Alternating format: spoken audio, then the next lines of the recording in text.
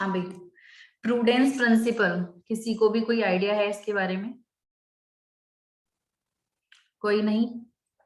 देखो, prudence principal क्या बोलता था कि इन फ्यूचर तुम्हारे अगर कोई एक्सपेंसेस या लॉसेस होने वाले हैं तो तुम एडवांस में ही अपनी बुक्स में उसका प्रोविजन बनाकर चलो।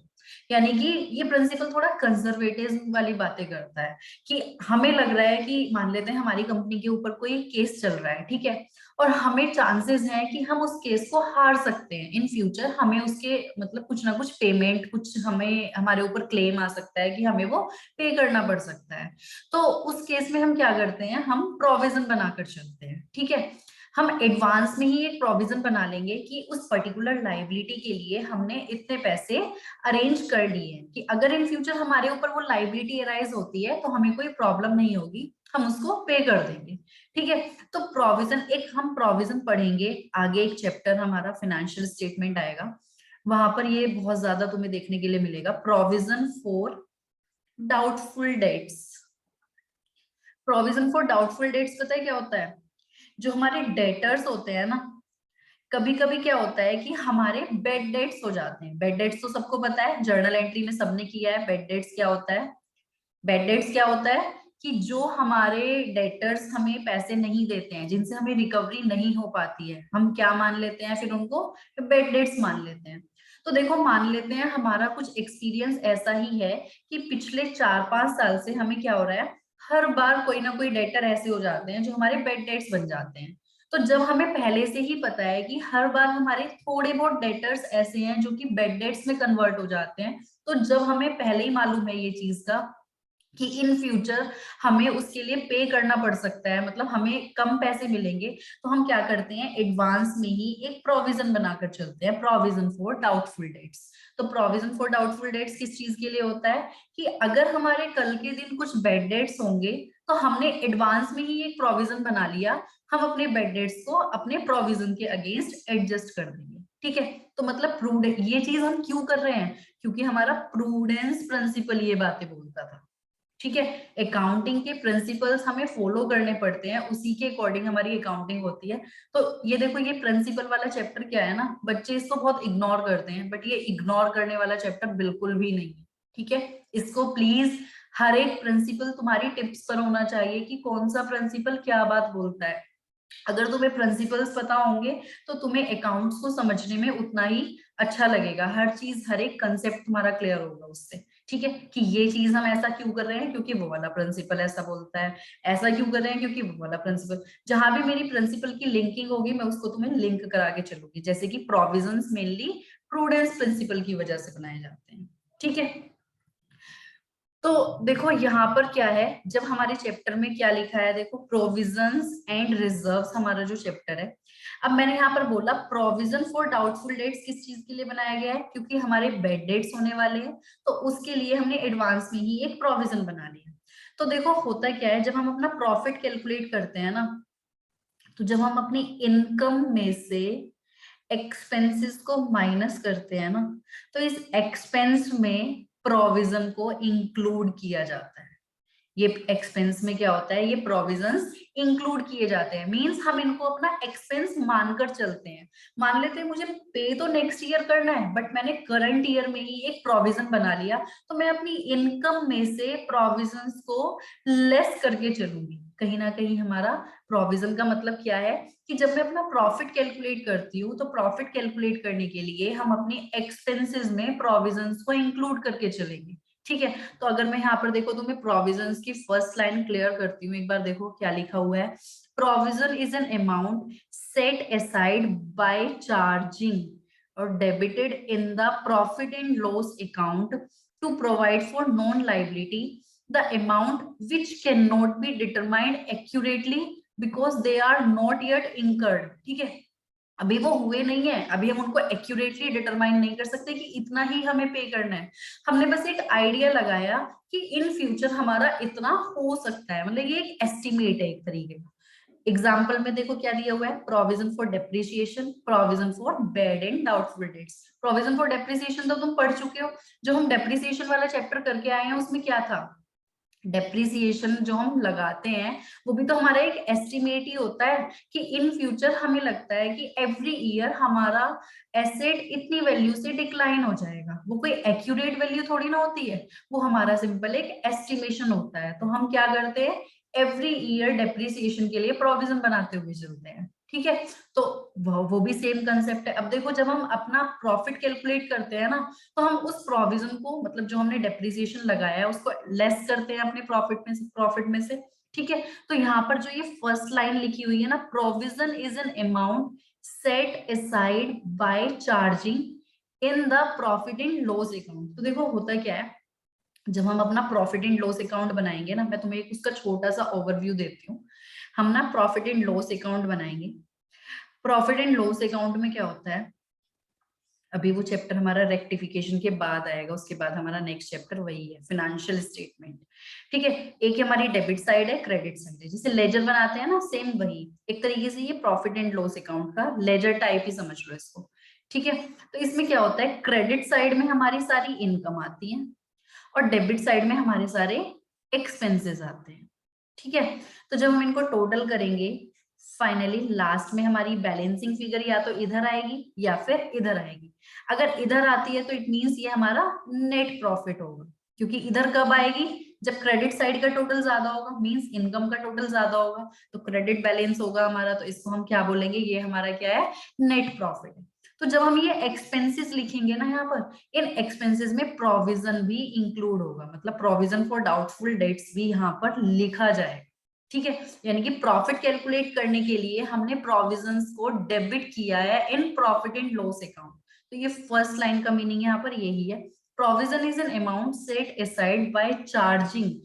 जो हम एक्सपेंसेस लिख रहे हैं ना अपने प्रॉफिट एंड लॉस अकाउंट में, वो हम क्या कर रहे हैं, उनको चार्ज कर रहे हैं in profit and loss account. ठीक है, बाय चार्जिंग यानी कि debited in the profit and loss account. तो प्रोविजन का मतलब मेनली क्या है, मतलब एक्सपेंसेस तो होते हैं कि वो हमारे एक्यूरेट होते हैं। जैसे मान लेते हैं रेंट हमने पे किया 10,000 पर मंथ, तो हमें पता है वो फिक्स अमाउंट है, हमें एवरी एवरी मंथ 10,000 पे करना है। बट प्रोविजन हमारा एक टाइप का एस्टिमेट है। ठीक है, अब देखो रिजर्व्स क्या चीज होती है। रिजर्व्स में देखो क्या होता है, जो हमारा ये नेट प्रॉफिट हमने कैलकुलेट कर लिया ना, ये जो हमारा नेट प्रॉफिट आया है कैलकुलेट करके, इस नेट प्रॉफिट का हम क्या करते हैं, इसके कुछ एप्रोप्रिएशन करते हैं। ठीक है, क्या क्या क्या क्या क्या हमारे अप्रोप्रिएशन हो सकते हैं, जैसे कि हम कुछ मान लेते हैं हमें कुछ गवर्नमेंट को टैक्स पे करना है, हो सकता है हमें किसी चीज का कोई स्पेशल रिजर्व मेंटेन करना है। ठीक है, मान लेते हैं मुझे किसी को इन फ्यूचर क्या बोलते हैं, जैसे कि एक ना कैपिटल रिजर्व होता है, अभी हम आगे पढ़ेंगे भी। एक हमारा होता है जनरल रिजर्व। तो जनरल रिजर्व मतलब रिजर्व मान के चलो हमने कुछ रिजर्व्स मेंटेन की हैं, अभी मैं डिटेल में बाद में बताऊंगी। जो हमारे पार्टनर्स हैं या जो हमारा ऑनर है, उसको हमें कुछ देना है, या फिर मुझे और किसी पर्टिकुलर चीज, चलो यहाँ पर मैं अलग अलग नाम दे देती हूँ, ये जनरल रिजर्व, ये स्पेशल रिजर्व। ठीक है, दो मैंने रिजर्व मेंटेन कर लिए, और जो बाकी का बैलेंस हमारा बचा, रिटेन्ड अर्निंग उनको हम बोल देते हैं। रिटेन्ड अर्निंग किसके लिए होती है, जो हमारा बिजनेस का ऑनर ऑनर है, ये उसके लिए बचा हुआ पैसा है। मींस कहने का मतलब ये है, जो हमने अपने बिजनेस में प्रॉफिट अर्न किया है उसका हम क्या करेंगे। भाई तुम अपने घर में लेके सोच के देखो, हमारे पेरेंट्स जो सैलरी अर्न करते हैं, सैलरी आते ही उसका अप्रोप्रिएशन होने लगता है कि ये तुम्हारी फीस के पैसे हैं, ये तुम्हारे इस चीज के पैसे हैं, ये हमें उसे पे करने हैं, ये उसे पे करने हैं, और कुछ हमारी सेविंग्स भी होती हैं। समझ रहे हो, तो यहाँ पर जो बिजनेस में प्रॉफिट अर्न किया गया है, सारे खर्चे माइनस करने के बाद, उसके बाद उसमें से क्या करते हैं, हम रिजर्व्स मेंटेन करते हैं। तो देखो प्रोविजन और रिजर्व्स में मेनली क्या डिफरेंस है। प्रोविजन तो हमारा नेट प्रॉफिट कैलकुलेट करने से पहले ही आ जाता है, मींस प्रॉफिट में हमारा प्रोविजन डिडक्ट हो जाता है। जब हम प्रॉफिट कैलकुलेट करते हैं तो प्रोविजन को पहले ही एज एन एक्सपेंस माइनस कर देते हैं। लेकिन जो रिजर्व्स होते हैं वो हमारे प्रॉफिट का एप्रोप्रिएशन होता है। समझ रहे हो दोनों में कितना बड़ा डिफरेंस है। जब हमने नेट प्रॉफिट कैलकुलेट किया तो रिजर्व्स तो हमारा क्या है, इस प्रॉफिट का एप्रोप्रिएशन है एक टाइप का, और प्रोविजन हमारा क्या होता है, जैसे कि हमने एक्सपेंस को ट्रीट किया है, सेम ऐसे ही हम प्रोविजन को, it is a charge against the profit, ठीक है, अगेंस्ट द इनकम ये कह सकते हैं। बट रिजर्व क्या है, it is an appropriation of profit. दोनों में इतना बड़ा यहाँ पर डिफरेंस है। तो देखो चैप्टर का नाम जो था हमारा प्रोविजन एंड रिजर्व, इस चैप्टर में मेन चीज बस इतनी ही है, ठीक है। बाकी आगे तो ये टाइप्स वगैरह डिस्कस कर रखे हैं, तो इनको हम देख लेते हैं एक बार। तो एक बार रिजर्व्स की डेफिनेशन देखते हैं। Reserves are the amount set aside out of profits. कहां से हमने किया है, आउट ऑफ प्रॉफिट्स, ठीक है। It is an appropriation of profit to strengthen the financial position of the business. वही ये देखो, हम कुछ प्रॉफिट अर्न कर रहे हैं, तो ऐसा नहीं है ना कि हम उस प्रॉफिट को ऐसे ही यूज कर लेंगे, सारा वो अपना पर्सनल यूज में ही ले जाएगा ओनर। कुछ पैसे हम reserve as a reserve maintain करके चलते हैं कि इन फ्यूचर हमारे बिजनेस में जब जरूरत पड़ेगी पैसों की, तो हम उसको वहां पर यूज करेंगे।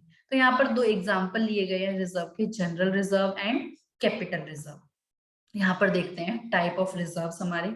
जनरल रिजर्व क्या होता है, या स्पेसिफिक या सीक्रेट रिजर्व यहाँ पर, या कैपिटल रिजर्व हमारा क्या होता है। देखो रिजर्व्स के भी यहाँ पर टाइप हैं। जनरल रिजर्व जैसे कि तुम्हें नाम से भी पता चल रहा है, जनरल मतलब इसका हम कहीं भी यूज कर सकते हैं। जनरल का मतलब यहाँ पर एक तरीके से क्या हो गया, हम इसको कहीं भी यूज कर सकते हैं। It is the amount set aside out of profit for no specific purpose. कोई इसका स्पेसिफिक पर्पस नहीं है, मतलब हमने जैसे घर में ऐसा होता है ना कि सेविंग्स है हमारी। अब सेविंग्स है तो ऐसा नहीं है कि वो तुम उस पर्टिकुलर चीज के लिए ही यूज करोगे। जो हमारे बैंक अकाउंट में हमारी सेविंग्स है, जब हमें जरूरत पड़ेगी, जिस चीज के लिए भी जरूरत पड़ेगी, हम उसको वहां पर यूज कर लेंगे, ठीक है। तो सेम इसी तरीके से हमारा जनरल रिजर्व है। It is available for strengthen the financial position और एक्सपेंशन ऑफ द बिजनेस। जब हमें बिजनेस में पैसों की नीड होगी, अपने बिजनेस को आगे एक्सपेंड करने के लिए, हम उसको यूज कर लेंगे, ठीक है। नेक्स्ट हमारा है specific reserve. Specific reserve mainly क्या है, this is created for specific purpose. इसके नाम से ही पता चल रहा है किसी पर्टिकुलर पर्पस के लिए। जैसे कि मान लेते हैं तुम्हारी सैलरी आई, पापा की सैलरी आई, हमने उसमें से कुछ पैसे अलग निकाले कि ये तुम्हारी फीस के लिए ही पे होने हैं, ये तुम्हारे कहाँ पर यूज होंगे, तुम्हारी फीस पे होनी है इससे। या फिर कोई और तुम्हारा, तुम्हें कहीं ट्रिप प्लान कर रखी है, तो तुमने वो पैसे स्पेशली उस ट्रिप के नाम के रखे हुए हैं कि इस पैसे को तुम ट्रिप में ही यूज करोगे, जब तुम घूमने जाओगे वहां पर उसका यूज होगा। तो वो हो गया उसका स्पेसिफिक यूज, ठीक है।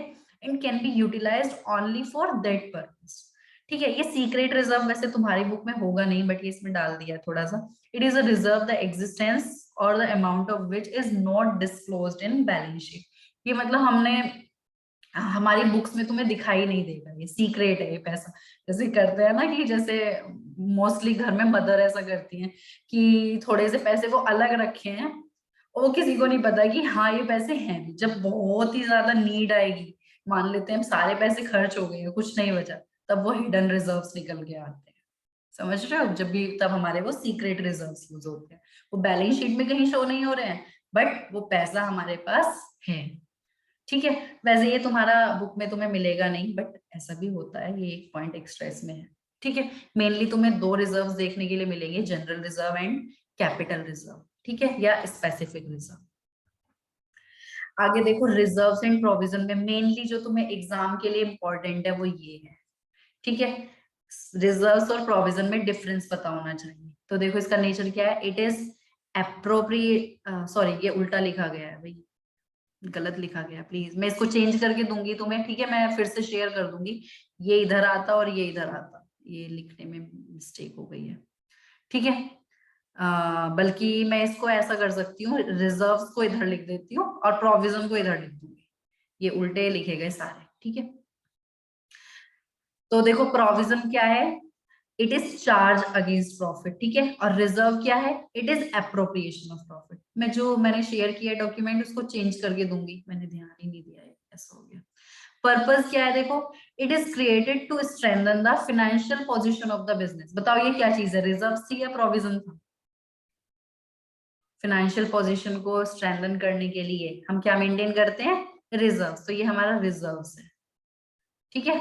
और ये भी हमारा क्या था, रिजर्व था। It is created to meet the known liability for which the amount is not determined. हमें लग रहा है कि इन फ्यूचर हमारे ऊपर कोई लाइबिलिटी अराइज हो सकती है, तो उस केस में हम क्या मेंटेन करते हैं, प्रोविजन मेंटेन करते हैं। Effect on taxable profit, it reduces the taxable profit, it has no effect on taxable. ये देखो ये सही लिखा है, ये ना लिखने में वैसे मिस्टेक हो गई, ये प्रोविजन की मतलब प्रोविजन में कवर होगा और ये रिजर्व्स में, सारे ही उल्टे फुल्टे हो गए। तो देखो जो टैक्सेबल प्रॉफिट होता है ना, जिस प्रॉफिट पर हमें टैक्स पे करना है, ये उसको रिड्यूस करता है। कौन सा रिड्यूस करेगा? जैसे हमारे एक्सपेंसेस हमारे प्रॉफिट को कम करते हैं, जितना कम प्रॉफिट होगा उतना ही कम टैक्स पे करना पड़ेगा। तो जो टैक्सेबल प्रॉफिट है हमारा, वो रिजर्व्स की वजह से कम होता है या प्रोविजन की वजह से? तो किसकी वजह से कम होता है? प्रोविजन की वजह से, क्योंकि ये तो एक टाइप का एक्सपेंस है ना, ठीक है, एक्सपेंसेस में ही कवर किया जाएगा। और रिजर्व्स का टैक्सेबल प्रॉफिट पर कोई भी इफेक्ट नहीं पड़ता। क्यों? क्योंकि जब हमारे प्रॉफिट कैलकुलेट हो गए हैं, रिजर्व्स तो हम उसके बाद में उस प्रॉफिट में से मेंटेन करके चलते हैं, ठीक है। डिस्ट्रीब्यूशन ऑफ डिविडेंड, डिविडेंड क्या होता है? जो बिजनेस के ओनर्स होते हैं ना, उनको जो पैसा दिया जाता है बाद में, उनको उनको पैसा, मान लेते हैं हम 4-5 जने हैं, हम पांचों पार्टनर हैं, हम पांचों मिलकर कोई बिजनेस कर रहे हैं, ठीक है। हम अपने आप को पैसा कब देंगे?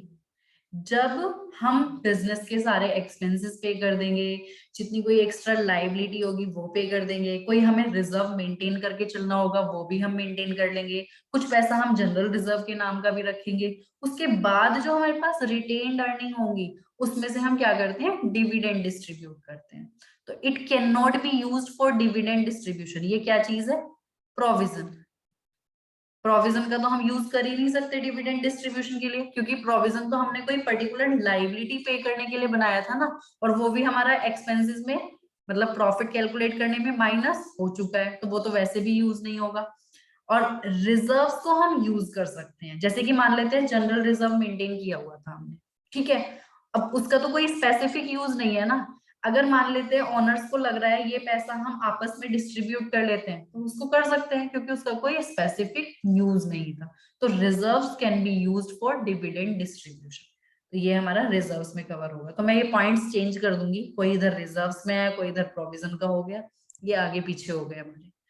और एक और ये भी तुम्हारा इंपॉर्टेंट है for exam point of view, mainly तुम्हारे जो क्वेश्चंस पूछे जाएंगे वो या तो ये डिफरेंस पूछ लिया जाता है, या फिर रिजर्व्स और प्रोविजन का डिफरेंस पूछ लिया जाता है। एक क्वेश्चन आएगा कोई भी 3 या 4 मार्क्स का, या हो सकता है 2 मार्क्स का भी दे दे, डिपेंड करेगा कितने चैप्टर आ रहे हैं तुम्हारे, ठीक है। तो बस इन दो को अच्छे से कर लेना। मेन तुम्हें पता होना चाहिए कंसेप्ट की प्रोविजन क्या है और रिजर्व क्या है। अगर तुम्हें ये कंसेप्ट पता है तो तुम आराम से ये डिफरेंस भी बता सकते हो, ठीक है। अब देखो एक हमारा है difference between revenue reserve and capital reserve, इसको देखते हैं एक बार। रेवेन्यू रिजर्व और कैपिटल रिजर्व क्या होता है? Revenue reserve and capital reserve, ये भी हमारा एक तरीके से इंपॉर्टेंट है for exam point of view. तो देखो सोर्स ऑफ क्रिएशन क्या है? These reserves created from revenue profit. अब ये रेवेन्यू प्रॉफिट्स क्या होते हैं? कोई मुझे बताएगा? रेवेन्यू प्रॉफिट या कैपिटल प्रॉफिट? अच्छा, रेवेन्यू और कैपिटल को छोड़ो, तुम मुझे ये बताओ, एक हमारे रेवेन्यू एक्सपेंडिचर होते हैं, एक हमारे कैपिटल एक्सपेंडिचर होते हैं। कोई मुझे एग्जांपल दे सकता है कोई एक्सपेंस का जो कि रेवेन्यू नेचर का हो, या कोई एक्सपेंस ऐसा जिसका कैपिटल नेचर हो? हमने इनको डिस्कस किया हुआ है, फर्स्ट टाइम नहीं पढ़ रहे हैं हम। कोई भी मुझे बताओ, रेवेन्यू नेचर का कोई एक्सपेंडिचर, मतलब रेवेन्यू एक्सपेंडिचर या फिर कैपिटल एक्सपेंडिचर? क्योंकि अगर वो पता होगा तो तुम्हें ये समझने में इजी रहेगा थोड़ा। हाँ भाई।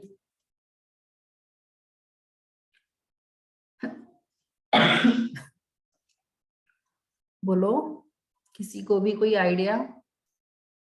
Revenue expenditure and capital expenditure.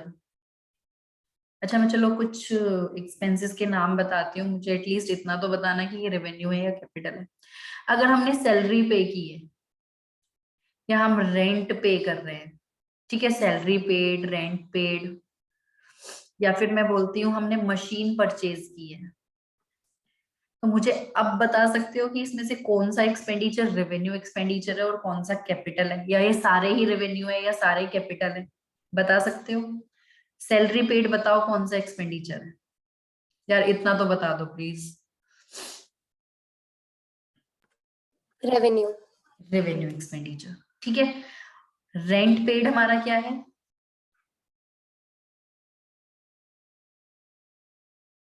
Revenue की कैपिटल, रेवेन्यू, रेवेन्यू। और मशीन परचेज हमने की है तो ये कैसा एक्सपेंडिचर है? Capital, capital expenditure. देखो ऐसा क्यों? जो रेवेन्यू एक्सपेंडिचर होते हैं ना हमारे, ये रिकरिंग नेचर के होते हैं। कैसे होते हैं ये? रिकरिंग नेचर के। ये हमारे बार बार होंगे, जैसे कि सैलरी है, हमें एवरी मंथ पे करनी है, तो ये हमारा क्या है, एक टाइप का रेवेन्यू एक्सपेंडिचर है। हमने रेंट पे करना है, हमें पता है एवरी मंथ पे करना है। हम रिपेयर कराते हैं, हमें पता है हमें वो मोस्टली कराते रहना पड़ता है, ऐसा जरूरी नहीं एवरी मंथ, लेकिन वो भी रिकरिंग नेचर की है। मान लेते हैं हमारे बिजनेस में हमारे पास बहुत सारे फिक्स्ड एसेट्स हैं, मशीन्स हैं, वो खराब हो रही है, बार बार खराब होती हैं मशीन्स, उनकी रिपेयरिंग रेगुलरली करानी पड़ती है उनको मेंटेन करने के लिए, तो वो रिपेयर एक्सपेंडिचर भी हमारा रेवेन्यू एक्सपेंडिचर है। तो जो रिकरिंग नेचर के एक्सपेंस होते हैं वो हमारे रेवेन्यू एक्सपेंडिचर होते हैं। अब देखो तुम कोई मशीन परचेज करके लाए हो, यानी कि हम जब फिक्स्ड एसेट्स परचेज करते हैं, तो फिक्स्ड एसेट्स परचेज करना हमारा एक तरीके से क्या होता है, कैपिटल एक्सपेंडिचर होता है। कैपिटल एक्सपेंडिचर क्यों होता है?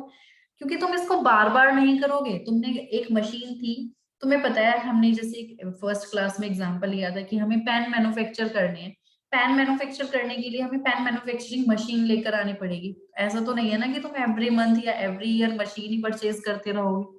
ठीक है, तुमने एक बार इन्वेस्टमेंट कर दी, अब तुम नेक्स्ट टाइम जब करोगे जब तुम्हें उसकी नीड होगी, मान लेते हैं कोई टेक्नोलॉजी में चेंज आ गया, तुम्हें नई मशीन परचेज करनी पड़ रही है, या ये मशीन तुम्हारी बिल्कुल यूजलेस, बिल्कुल खराब हो चुकी है, तब तुम नई मशीन परचेज करोगे। वो रिकरिंग नेचर का एक्सपेंडिचर नहीं होता, तो वो हमारे होते हैं कैपिटल एक्सपेंडिचर। ठीक है, ये तो बात थी एक्सपेंस की। अब यहाँ पर लिखा हुआ है revenue profits and capital profits. Same चीज में यहाँ पर इससे लिंक कर सकते हो। रेवेन्यू प्रॉफिट क्या होते हैं हमारे, जो हमारी रेगुलर नेचर की इनकम होती है ना, उससे जो हमने प्रॉफिट अर्न किया है। जैसे कि मैंने एग्जांपल लिया कि हम पेन मैन्युफैक्चर करते हैं, अब पेन मैन्युफैक्चर करके हम सेल करेंगे अपने पेन, तो पेन की जो हमारी सेल है, मतलब जो हमारी सेल्स होती है, वो एक रेवेन्यू नेचर की इनकम होती है, क्योंकि वो बार बार होगी। समझ रहे हो?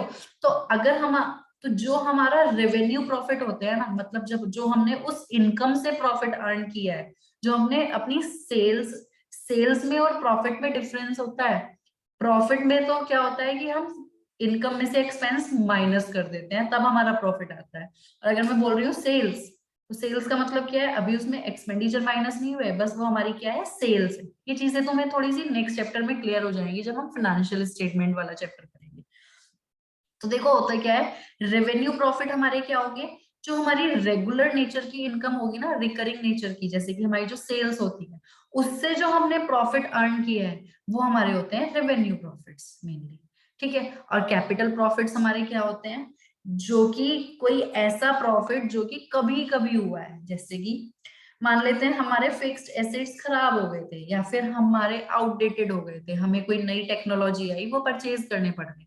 अब जब हमने फिक्स्ड एसेट सेल किए, तो हमें उसमें प्रॉफिट हो गया बाय चांस। मोस्टली तुमने देखा होगा जब हमने डेप्रिसिएशन वाला चैप्टर किया था, वहां पर जब भी फिक्स्ड एसेट सेल हुए थे, तो मोस्टली क्वेश्चन में लॉस आया था। तुम्हें, अगर तुमने ये चीज नोटिस की होगी तो, वैसे मोस्टली क्या होता है, लॉस में ही रहते हैं, लेकिन प्रैक्टिकली देखो तो कभी कभी प्रॉफिट भी हो जाता है। तो जो हमारे प्रॉफिट्स कभी कभी होंगे ना, तुम फिक्स्ड एसेट्स तो रोज सेल नहीं करोगे, कभी कभी करोगे उनको तो सेल, तो उससे जो तुम्हारे प्रॉफिट्स होंगे वो हमारे होते हैं कैपिटल प्रॉफिट्स। ठीक है, तो रेवेन्यू प्रॉफिट और कैपिटल प्रॉफिट को तुम लिंक कर सकते हो रेवेन्यू एक्सपेंडिचर और कैपिटल एक्सपेंडिचर से। ठीक है, तो जो रेवेन्यू रिजर्व्स हैं वो हमारे रेवेन्यू प्रॉफिट से बनते हैं, और जो कैपिटल रिजर्व्स हैं हमारे वो कैपिटल प्रॉफिट से बनते हैं। ये तो मैंने एक छोटा सा एग्जांपल दिया, वैसे कैपिटल प्रॉफिट्स हमारे और भी होते हैं। कुछ चीजें तुम जैसे जैसे आगे बढ़ते चले जाओगे, ट्वेल्थ में आओगे, उसके बाद आओगे, तब तुम्हारे कुछ बेसिक कंसेप्ट और भी हैं, वो तुम्हारे वहां क्लियर होंगे। कि वो चीजें मैं अभी बताऊंगी तो अभी यूजलेस है, कुछ समझ नहीं आने वाला उनमें से। ठीक है, फिलहाल बस इतना समझो कि रेवेन्यू प्रॉफिट्स हमारे रिकरिंग नेचर के जो प्रॉफिट है उनसे हुए हैं, और कैपिटल प्रॉफिट्स जो कभी कभी हमारे प्रॉफिट्स होते हैं उनसे जो हम रिजर्व मेंटेन करते हैं वो कैपिटल रिजर्व हो जाते हैं। ठीक है, यूज क्या है इसका, these reserves can be used to give dividend to share holders. इसका एक एग्जांपल हम जनरल रिजर्व भी बोल सकते हैं। रेवेन्यू, जनरल रिजर्व हमारा एक तरीके का रेवेन्यू रिजर्व है। ठीक है, तो ये हम क्या करते हैं, हम इस रिजर्व को जो हमारे शेयर होल्डर्स होते हैं, शेयर होल्डर्स एक तरीके से जो कंपनी के ओनर्स होते हैं ना, वो होते हैं, उनको डिविडेंड देने के लिए भी यूज कर सकते हैं। और ये क्या है, these reserves can not be used for giving dividend, क्योंकि कैपिटल रिजर्व जो बनाया जाता है ना, उसको मैं कह सकती हूँ वो एक टाइप का स्पेसिफिक होता है, ठीक है। एक हमारा क्या बोलते हैं, एक हमारा रिजर्व होता है सिक्योरिटीज प्रीमियम रिजर्व। ये चीज हम ट्वेल्थ क्लास में आएंगे ना, ट्वेल्थ क्लास में ये कुछ चीजें ऐसी होंगी जो तुम ट्वेल्थ क्लास में पढ़ोगे। सिक्योरिटीज प्रीमियम रिजर्व वो एक टाइप का कैपिटल रिजर्व होता है, क्योंकि उस रिजर्व के हमारे लॉ में ही स्पेसिफिक यूज लिखे हुए हैं कि इस रिजर्व को तुम कहाँ कहाँ यूज कर सकते हो, लॉ में वो बातें बताई हुई है। तो वो एक टाइप का क्या हो गया, कैपिटल रिजर्व हो गया, ठीक है। तो कैपिटल रिजर्व हमारे डिविडेंड डिस्ट्रीब्यूट करने के लिए यूज नहीं हो सकते।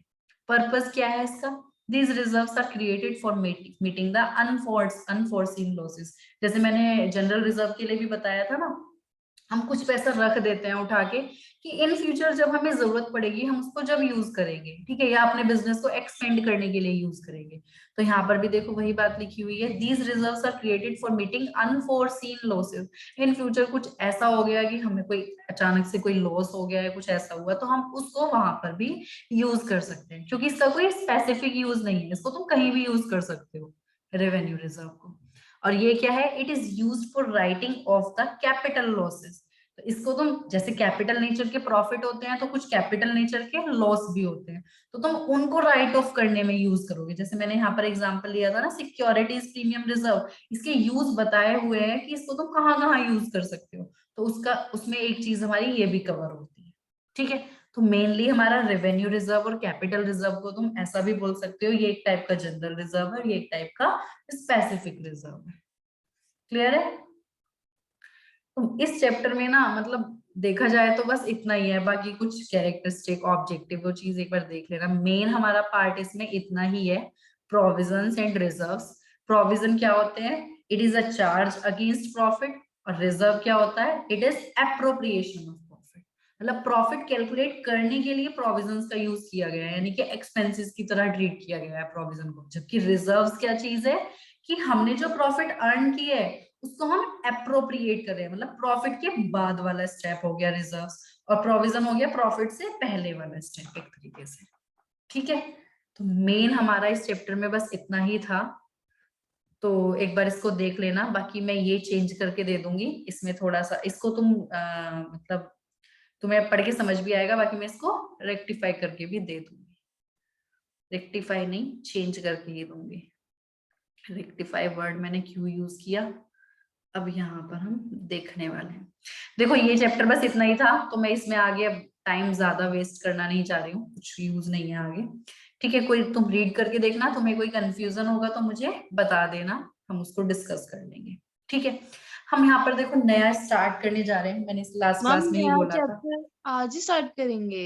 हाँ देखो कृतिका, तुम्हारे लिए तो बहुत जरूरी है तुम्हें तो ये बात नहीं पूछनी चाहिए, मैं थोड़ा सा बस ओवरव्यू दूंगी, ठीक है। अच्छा इसको मैम, डिटेल लेकिन में ना लाइक मैं जब नोट्स बनाऊंगी तो आप आज ही अपलोड कर देना ना, फिर ये भी क्या, इसके नोट्स अच्छा के भी। वीडियो ये, हाँ, हाँ अच्छा ये हाँ। चेंज करके जो मुझे देना है, हाँ मैं अभी कर दूंगी क्लास के बाद ही ना, रिकॉर्डिंग जब ओके कन्वर्ट मैम। हो जाती है तो मैं अपलोड कर दूंगी, मैं भूल जाती हूँ कभी कभी ना, मैं अभी लगा दूंगी, ठीक है। चलो देखो हमारा एक नेक्स्ट चैप्टर है, रेक्टिफिकेशन ऑफ एरर्स। बहुत ही इंटरेस्टिंग चैप्टर है, हम बस इसका ओवरव्यू देखेंगे आज, बाकी चैप्टर तो मेनली नेक्स्ट क्लास से ही इतना स्टार्ट करेंगे। Rectification of errors. अगर तुम्हें कहीं कोई कंफ्यूजन हो, न्यू स्टूडेंट कौन है, संस्कृति, कोई कंफ्यूजन है, कोई डाउट है तो तुम पूछ सकते हो, ठीक है। तुम इनमें से किसी के साथ हो या फिर अलग हो, मतलब किसी को जानते हो इन सब में से पहले से, नो कृतिका, मैम। सानवी या मानसी, ओके। चलो, तो आईएलसी में अभी एडमिशन लिया या पहले कोई और, मतलब टेंथ या उससे पहले भी पढ़े हो? No ma'am, first time. Okay okay. चलो, रेक्टिफिकेशन ऑफ एरर्स, देखो हमारा यहाँ पर न्यू चैप्टर है, वो चैप्टर छोटा सा था, हाफ एन आवर का ही था बस। तो अब ये चैप्टर में हमारी क्लासेस लगने वाली हैं। देखो मेनली सबसे पहले मैं एक बात बताना चाहती हूँ, आज तो मैं इस चैप्टर का सिर्फ ओवरव्यू ही दूंगी, लेकिन तुम्हारा होमवर्क है कि तुम्हें जर्नल एंट्री, मैंने जर्नल एंट्री जब कराया था ना, तो मैंने स्पेशली ये बात इसलिए बोली थी, इसलिए हमने जर्नल एंट्री पर एक्स्ट्रा क्लासेस भी लगाई थी कि ये चैप्टर तो तुम्हारा पूरी लाइफ यूज होना है। तुमने देखा होगा जितने भी चैप्टर हमने अभी तक अकाउंट्स में किए हैं, तुम्हें जर्नल एंट्री का यूज हर चैप्टर में दिखाई दिया होगा। और ये जो चैप्टर हम करने वाले हैं, रेक्टिफिकेशन ऑफ एरर्स, इसमें तो तुम्हें जर्नल एंट्री आनी मैंडेटरी है, ये समझ लो। क्योंकि तुम एरर्स जो रेक्टिफाई करने वाले हो ना, वो जर्नल एंट्रीज को ही रेक्टिफाई करने वाले हो। तो जब तुम्हें गलती पता चलेगी तभी तो तुम उसको रेक्टिफाई कर पाओगे। अगर हमें कोई मिस्टेक ही नहीं पता चली कि इसमें कुछ मिस्टेक हुई है, तो हम उसको रेक्टिफाई ही क्या करेंगे? किसी चीज को हम रेक्टिफिकेशन का मतलब क्या है? हमें अपने गलत एरर्स जो हमने किए हैं उनको सुधारना है, एक तरीके से जो हमने मिस्टेक्स कर दी उनको सही करना है। अब मिस्टेक का तुम्हें कब पता चलेगा? जब तुम्हें करेक्ट वाली चीजें पता होंगी। तो जब तुम्हें करेक्ट जर्नल एंट्री का पता चलेगा तब तुम मिस्टेक्स देख पाओगे, मिस्टेक्स पता चलेंगी तभी तुम उसको रेक्टिफाई कर पाओगे। तो अगर तुम्हें करेक्ट एंट्री ही नहीं पता तो मिस्टेक ही नहीं पता चलेगी, मिस्टेक नहीं पता तो तुम रेक्टिफिकेशन भी नहीं कर पाओगे। तो इस चैप्टर के लिए तो ये समझ लो कि जर्नल एंट्रीज मैंडेटरी है। तो प्लीज जर्नल एंट्रीज में rules of debit and credit तुम्हें तुम्हारी टिप्स पर होने चाहिए, ठीक है? रूल्स पता होंगे तभी तुम जर्नल एंट्री कर पाते हो, ये चीज भी तुम्हें मालूम है, ठीक है? तो जर्नल एंट्री वाला चैप्टर प्लीज एक बार रिवाइज कर लेना। जैसे भी तुम्हें टाइम निकालना है वो तुम्हारी हेडेक है, कैसे करके तुम टाइम निकालोगे। अगर आता है बहुत अच्छी बात है, अगर किसी को भी थोड़ा बहुत भी कंफ्यूजन है तो प्लीज रिवाइज कर लेना। मैं बार बार ये बात बता रही हूँ क्योंकि इस चैप्टर को करने का कोई यूज नहीं है। बाकी कुछ एंट्रीज हम रिवाइज कर लेंगे साथ साथ ही जब हम अपना चैप्टर करेंगे। ऐसा नहीं है कि मैं कुछ डिस्कस नहीं करूंगी, पहले ही डिस्कस किया जाएगा तभी मैं आगे उसको रेक्टिफाई करा पाऊंगी, ठीक है? तो इस चैप्टर में एक तो ये चीज है। दूसरी बात, अब देखो इस चैप्टर में हम करने क्या वाले हैं, हम आज यहाँ पर थोड़ा सा डिस्कस करते हैं। तो रेक्टिफिकेशन ऑफ एरर्स में हमें पहले क्या हमें देखना है कि हमारे कैसे कैसे एरर्स होते हैं, टाइप्स ऑफ एरर्स। हमें क्या यहाँ पर देखना है? हमें यहाँ पर टाइप्स ऑफ एरर्स देखनी है। देखो होता क्या है, हम ना, तुमने देखो ट्रायल बैलेंस वाला चैप्टर किया है ना सबने? ट्रायल बैलेंस किया हुआ है। ट्रायल बैलेंस में हम क्या करते थे? ट्रायल बैलेंस कैसे बनाया जाता था? ट्रायल बैलेंस हमारा कौन सा स्टेप होता था? सबसे पहली बात तो यही बताओ। देखो हम क्या करते हैं, जब हमारी कोई ट्रांजेक्शन होती है तो हम उसको क्या करते हैं, पहली बार पहला स्टेप हमारा क्या होता है? रिकॉर्डिंग। पहले हम उसको रिकॉर्ड करते हैं, ठीक है? फिर हम क्या करते हैं, उसको क्लासिफाई करते हैं। फिर हम क्या करते हैं, एक तरीके से उसकी समरी बनाते हैं, ठीक है? समरी बनाना मैं यहाँ पर बोल सकती हूँ। पहले तो रिकॉर्डिंग, देखो रिकॉर्डिंग हम कैसे करते हैं? जर्नल एंट्रीज करके, या फिर इसका सब्स्टिट्यूट क्या होता है? रिकॉर्डिंग के हमारे क्या क्या तरीके थे? या तो हम जर्नल एंट्री करके रिकॉर्डिंग करते हैं किसी पर्टिकुलर ट्रांजेक्शन की, या फिर हम क्या करते थे? सब्सिडरी बुक्स बनाते थे। सब्सिडरी बुक्स मालूम है ना कौन सी थी? Purchase book, sales book, purchase return, sales return book, है ना? ये हमारी क्या थी? Cash book. ये सब हमारी क्या थी? सब्सिडरी बुक्स थी। तो ये हमारा रिकॉर्डिंग वाला स्टेप होता था। या तो जर्नल एंट्रीज करके रिकॉर्डिंग करो या फिर बुक्स बनाकर रिकॉर्डिंग करो। उसके बाद हम क्लासिफिकेशन करते हैं। तो हम क्या करते थे, जो हमने जर्नल एंट्रीज की हैं या फिर जो हमने बुक्स बनाई हैं उनसे हम लेजर बनाते थे। नेक्स्ट स्टेप हमारा क्या होता था? लेजर होता था। तो जितने भी हमारे अकाउंट आते थे हम उनको लेजर बना लेते थे। लेजर की फिर हम क्या करते हैं? बैलेंसिंग कर लेते हैं। तो जो हमारे लेजर के बैलेंस होते हैं उनको हम कहाँ पर लिखते हैं? ट्रायल बैलेंस में लिखते हैं। ऐसा ही करते थे, यही हमारे स्टेप्स होते थे। पहले जर्नल एंट्री, फिर लेजर, और फिर हम बनाते हैं ट्रायल बैलेंस। तो तीनों हमारे सीक्वेंस में चलते हैं। अब देखो जब हम ट्रायल बैलेंस बनाते थे तो तुम्हें ध्यान होगा ट्रायल बैलेंस का कुछ ऐसा फॉर्मेट होता था, पर्टिकुलर्स, ठीक है? ये डेबिट वाला कॉलम होता था, ये क्रेडिट बैलेंसेस वाला कॉलम होता था। तो डेबिट वाले कॉलम में हम क्या लिखते थे? हमारे एसेट्स, एसेट्स के जो बैलेंस होते थे वो, और एक्सपेंसेस के जो बैलेंस होते थे वो हमारे डेबिट में आ जाते थे। और लाइबिलिटीज के और इनकम के जो बैलेंस होते थे वो हमारे क्रेडिट में आ जाते थे। फिर हम जब टोटल करते थे तो हमारा डेबिट वाला टोटल और क्रेडिट वाला टोटल मैच करता था, मतलब डेबिट और क्रेडिट हमारे ऑलवेज इक्वल आते हैं, ठीक है। लेकिन एक बात बताओ, कई बार ऐसा होता है कि ये दोनों कॉलम मैच नहीं करते, डेबिट वाला कॉलम और क्रेडिट वाला कॉलम तुम्हारा मैच नहीं करता। अगर वो मैच नहीं किया है, इट मीन्स तुमने पीछे यानी कि लेजर बनाने में या फिर जर्नल एंट्री करने में कोई ना कोई मिस्टेक की है। समझ रहे हो मेरी बात में क्या कहना चाह रही हूँ?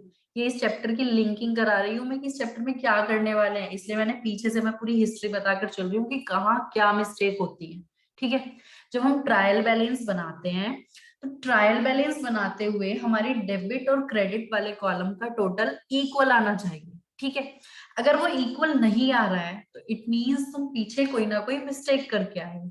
क्योंकि देखो जब हम जर्नल एंट्री करते हैं तो तुमने देखा होगा हर एक एंट्री में डेबिट, जो भी तुम डेबिट करते हो या जो भी तुम क्रेडिट करते हो वो इक्वल होता है।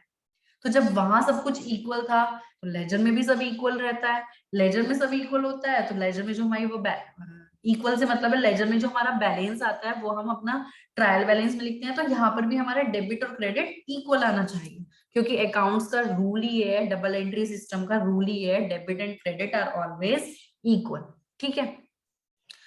तो अगर हमारे यहाँ पर कुछ बैलेंस आता है तो हम क्या करते हैं, ट्रायल बैलेंस में हमने एक या दो क्वेश्चन ऐसे भी किए होंगे जिसमें वो कुछ डिफरेंस आ रहा होगा, तो हमने एक अकाउंट क्रिएट किया होगा सस्पेंस अकाउंट, हमने वो डिफरेंस सस्पेंस अकाउंट में डाल दिया होगा। अब ये सस्पेंस कोई स्पेसिफिक अकाउंट नहीं है कि अगर हमारे डेबिट में बैलेंस बचा तो वो हमने सस्पेंस में डाल दिया, क्रेडिट में बचा तो हमने सस्पेंस में डाल दिया, मतलब सस्पेंस है, पता नहीं क्या मिस्टेक हुई है पीछे जिसकी वजह से ये डिफरेंस आया।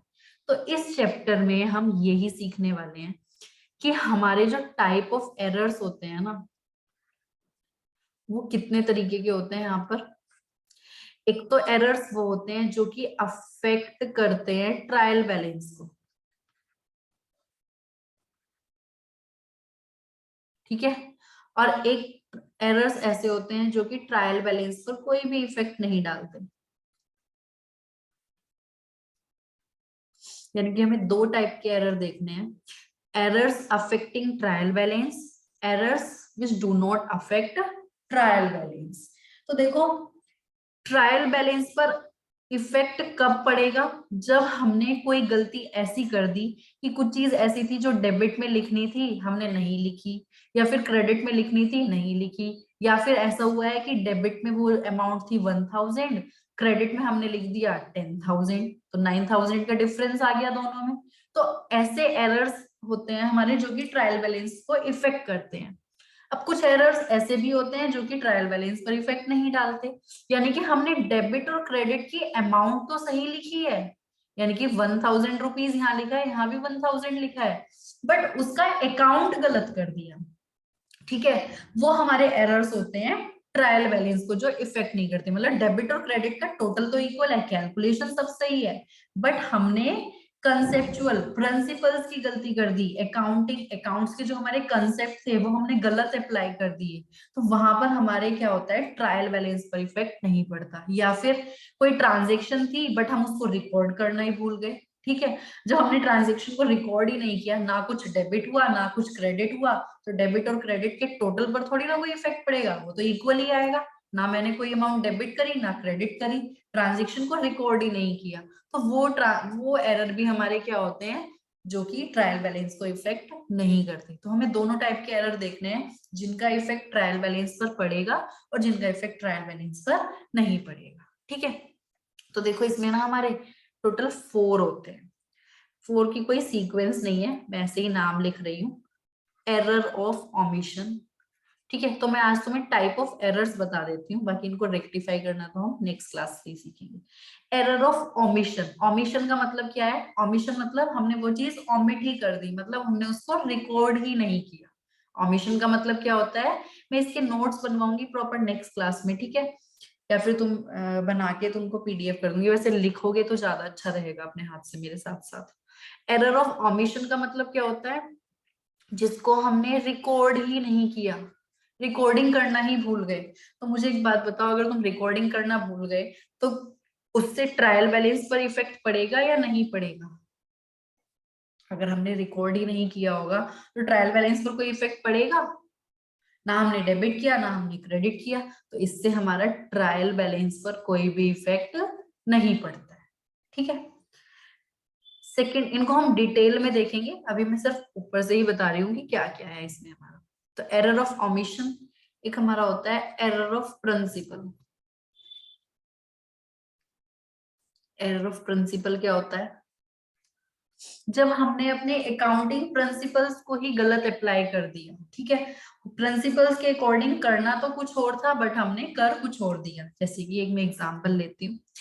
हाँ, यहाँ पर हमारा एग्जांपल है कि हमारे कुछ रेवेन्यू एक्सपेंडिचर थे। मैंने अभी थोड़ी देर पहले डिस्कस किए थे रेवेन्यू एक्सपेंडिचर और कैपिटल एक्सपेंडिचर। मैंने बताया था रेवेन्यू एक्सपेंडिचर क्या होते हैं, जो हमारे रिकरिंग नेचर के होते हैं, और कैपिटल एक्सपेंडिचर क्या होते हैं, जो एक तरीके से कभी कभी होने वाले खर्चे, एक अगर नॉर्मल उनको लैंग्वेज में देखा जाए समझने के लिए। तो देखो रेवेन्यू एरर ऑफ प्रिंसिपल क्या होते हैं, जब हमने अपने रेवेन्यू एक्सपेंडिचर को ट्रीट कर लिया एज कैपिटल एक्सपेंडिचर। गलती से हमने क्या किया, वो था तो रेवेन्यू एक्सपेंडिचर लेकिन हमने उसको कैपिटल एक्सपेंडिचर मान लिया, या फिर वो था तो कैपिटल एक्सपेंडिचर बट हमने उसको रेवेन्यू एक्सपेंडिचर ट्रीट कर दिया। इसका कोई एग्जांपल मुझे बताओगे, कोई ट्रांजेक्शन ऐसी? देखो तुमने डेप्रिसिएशन वाला चैप्टर किया था या जर्नल एंट्रीज भी की थी, तो हमने वहां पर कुछ ऐसी ट्रांजेक्शन देखी थी, जैसे कि अगर लिखा हुआ है वेजेस पेड, एक तो लिखी हुई है सिंपल ये ट्रांजेक्शन वेजेस पेड, ठीक है, नॉर्मल बस इतना लिखा है। एक ट्रांजेक्शन लिखी हुई है wages paid for installation of machine. तो मुझे दोनों केस में जर्नल एंट्री बताओगे क्या होनी चाहिए? इस चैप्टर में तुम्हारी टेस्टिंग होने वाली है सबकी।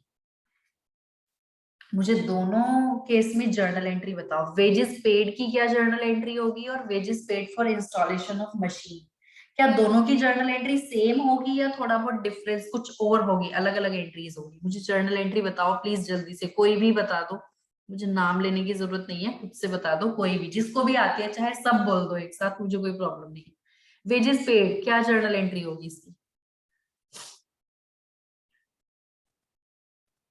बोलो।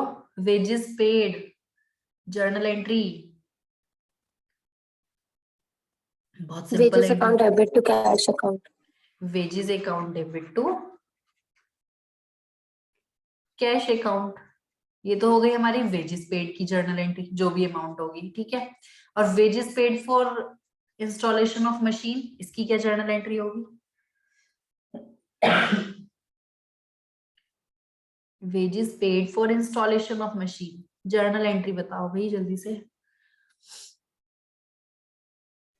Machine account debit. Machine account debit to cash account. तो देखो दोनों में हम वेजेस पे कर रहे हैं, लेकिन हमने डेबिट में देखो एक जगह वेजेस अकाउंट डेबिट किया और एक जगह मशीन अकाउंट डेबिट किया है। क्या डिफरेंस है इनमें? जो हम वेजेस पे कर रहे हैं नॉर्मली, जो नॉर्मल हम वेजेस पे करते हैं, ये हमारा रेवेन्यू एक्सपेंडिचर है, और जो हमने वेजेस पे की है फॉर इंस्टॉलेशन ऑफ मशीन, ये हमारा कैपिटल एक्सपेंडिचर है। तुमने देखा होगा मैंने बताया था कि जब हम फिक्स्ड एसेट्स परचेज करते हैं, फिक्स्ड एसेट परचेज करने के टाइम पर जितने भी हमारे उससे रिलेटेड एक्सपेंसेस होते हैं वो सब उस पर्टिकुलर एसेट के अकाउंट में जाते हैं। तो यहाँ पर हमने मशीन को इंस्टॉल कराने के लिए वेजेस पे की है, तो मैंने यहाँ पर वेजेस अकाउंट डेबिट नहीं किया, मशीन अकाउंट डेबिट किया है। ठीक है, तो देखो हमसे कुछ ऐसी गलती हो गई कि हमने वेजेस पे की थी इंस्टॉलेशन ऑफ मशीन, तो हमें करना चाहिए था, मतलब करेक्ट एंट्री तो थी हमारी machine account debit to cash account, but हमने गलती से क्या कर दिया, हमने क्या मिस्टेक कर दी, हमने मिस्टेक कर दी wages account debit to cash account, हमने ये मिस्टेक कर दी। ठीक है, इस सेकंड वाली एंट्री की बात कर रही हूँ मैं, इसकी बात नहीं कर रही, बस सेकंड एंट्री की बात कर रही हूँ। हमें एंट्री पास करनी थी machine account debit to cash account, but हमने क्या किया, वेजेस देखते ही हमने क्या कर दिया, wages account debit to cash account. तो देखो अमाउंट तो हमने ठीक लिखा है, मान लेते हैं 1000 रुपीज था, तो हमने 1000 रुपीज ही यहाँ लिखा है और एक्चुअल में भी 1000 होना चाहिए था। तो हमने गलती क्या की है, हमने अकाउंट में मिस्टेक कर दी, मशीन अकाउंट डेबिट करना था, हमने उसकी जगह वेजेस अकाउंट डेबिट कर दिया। तो ये एरर्स भी हमारे ऐसे होते हैं जिनसे ट्रायल बैलेंस पर इफेक्ट नहीं पड़ता है, क्योंकि देखो डेबिट और क्रेडिट तो हमने 1000 लिखना था, वो तो हमने 1000 ही लिखा है, गलती हमने अकाउंट के नाम में करी है। तो ये वाले जो हमारे एरर होते हैं ना, ये हमारे होते हैं प्रिंसिपल एरर। ठीक है, हमने कोई कैपिटल एक्सपेंडिचर था, मतलब ये जो एक्सपेंडिचर था हमारा यहाँ पर wages paid for installation of machine, ये हमारा कैपिटल एक्सपेंडिचर था, बट हमने इसको क्या ट्रीट कर लिया, रेवेन्यू एक्सपेंडिचर मान लिया। ठीक है, एक कैपिटल एक्सपेंडिचर का था हमारा और हमने उसको एज अ रेवेन्यू एक्सपेंडिचर मान लिया, हमने मशीन की जगह वेजेस को डेबिट कर दिया। ठीक है, तो ये हमारा होता है एरर ऑफ प्रिंसिपल। ठीक है, ये तो मैंने एक एग्जांपल लिया है, ऐसे ऐसे बहुत एरर्स होंगे। मेनली जो तुम्हें इसमें देखने के लिए मिलेंगे वो मिलेंगे यही वाले जो तुम्हारे बुक में क्वेश्चंस भी दिए हुए हैं, वो तुम्हें यही वाले मिलेंगे कि कैपिटल एक्सपेंडिचर को रेवेन्यू एक्सपेंडिचर मान लिया या रेवेन्यू एक्सपेंडिचर को कैपिटल एक्सपेंडिचर मान लिया। तो तुम्हें इसलिए बेसिक कंसेप्ट क्लियर होने बहुत जरूरी है, तब ये चैप्टर समझ में आएगा, अदरवाइज सारा ऊपर से ही निकलेगा, ये ध्यान रखना। और मैं ऐसा चाहती नहीं हूँ, क्योंकि हमने जर्नल एंट्रीज पर बहुत टाइम लगाया है, तो प्लीज एक बार रिवाइज कर लेना। अब मैंने जैसे एंट्रीज पूछी तो तुम्हें सबके माइंड में एंट्री आनी चाहिए कि क्या हुआ है, क्या इस एंट्री में मतलब क्या होना चाहिए था। जब गलती पता चलेगी तभी तो तुम उसको रेक्टिफाई कर पाओगे ना। अब मिस्टेक ही नहीं पता चली तो रेक्टिफाई क्या करोगे, कुछ भी नहीं होगा फिर। ठीक है, तो ये हमारा था एरर ऑफ प्रिंसिपल।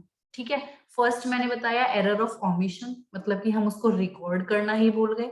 दूसरा एरर मैंने बताया एरर ऑफ प्रिंसिपल, यानी कि जब हमने अकाउंटिंग प्रिंसिपल्स को गलत अप्लाई कर दिया। ठीक है, थर्ड हमारा होता है, मैंने पहले ही बताया कोई सीक्वेंस नहीं है, बस ऐसे ही एरर ऑफ, मतलब इसको मैं ऐसे बोल सकती हूँ compensating error. Compensating error, compensating error मतलब नाम से ही पता चल रहा है कुछ ऐसा एरर हो गया जिसने एक एरर को दूसरे एरर को, मतलब दो एरर ऐसे हुए कि जिन्होंने एक दूसरे को कंपनसेट कर दिया, जिन्होंने एक दूसरे को क्या कर दिया, कंपनसेट कर दिया। जैसे कि मैं यहाँ पर एक एग्जांपल लेती हूँ, उससे अच्छे से क्लियर होगा। मान लेते हैं हमने गुड्स सेल किए थे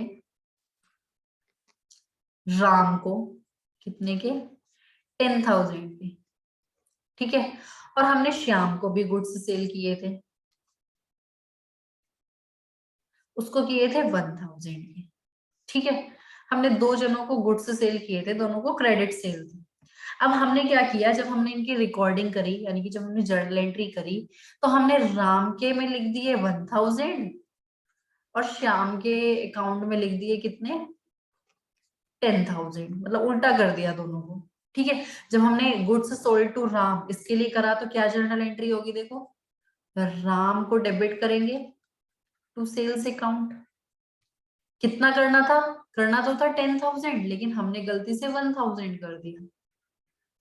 ठीक है, जब हमने श्याम को गुड्स सेल किए तो एंट्री तो हमने सही की, श्याम से account debit to sales account, लेकिन इसके अकाउंट में हमने डाल दिए 10,000।